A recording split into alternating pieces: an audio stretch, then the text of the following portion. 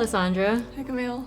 I'm really happy to be here with you. Yeah, And thanks I'm so for inviting glad. me. Yeah, of course. Yeah. So I see you're wearing traditional Filipino wear. So this top I actually got because in my graduation pictures, I wanted to really proudly represent Filipino women. And it was also my way of expressing my gratitude to my parents because they're very proud Filipinos and they took their entire lives to the United States so that my siblings and I could pursue what we wanted to.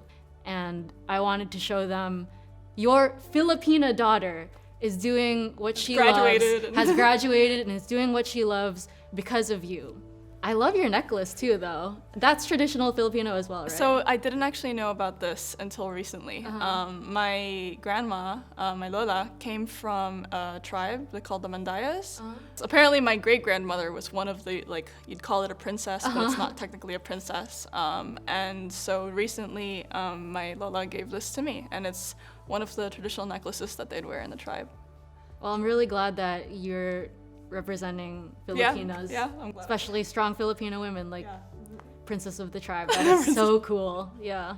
Growing up, I had great role models. My Lola, during her time, she actually also went on to make the mountain next to the town, it's called Mount Amigitan, into a UNESCO World Heritage Site. Wow. So there are these like stunted trees at the very top that are just really short, so but it's because of the terrain. And there's just like hundreds of species there that are just undiscovered. Wow. And it was such a contribution that the German scientists who then went to study the species there named a pitcher plant after her. It's called Nepenthes Justinae, and her name's Justina. Oh, wow. Yeah. So it's actually really funny because my history with Mount Sinai runs deeper than just me. Yeah. So my grandma and grandpa on my dad's side were a doctor and a nurse, respectively, at Mount Sinai on this campus before my dad was born. And they moved back to the Philippines because my grandma wanted to start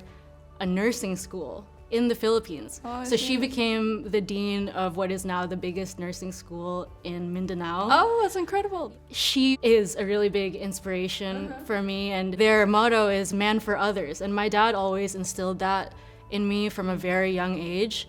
And I think a lot of Filipinos abide by that sentiment by becoming nannies or becoming bus drivers, becoming healthcare workers like nurses, for example. And I was always such a curious person, and I knew that science and research were what spoke to me the most. And so I decided to pursue neuroscience, but with the idea that my research and my work is someday going to become not so abstract, like under the microscope, but something concrete that can really change people's lives for the better. I went into psychology thinking I would do clinical psychology. And so I actually interned at an eating disorder treatment center and was there every day with the patients. Sometimes they were inpatients. But I still had this system in my mind of like what's going on in our brains, but also in our minds. Right. When different issues, different mechanisms collapse, or if they are led astray.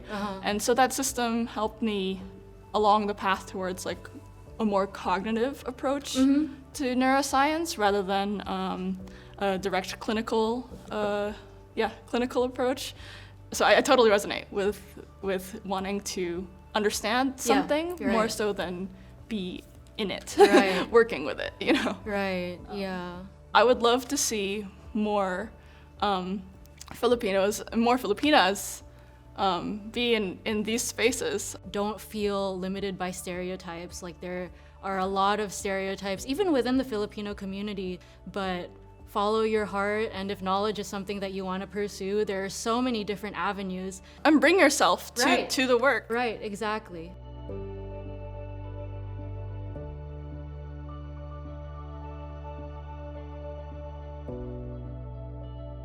Thanks so much for inviting me to do this. Of course, You're I'm really glad that we got to connect, and I'm so happy that you said yes. Yes, so this was has a been really totally wonderful, serendipitous. Right, really wonderful conversation, and I'm so glad that I learned so much about you today. Yeah, me too. Wow. Looking forward to more. Yeah, me too.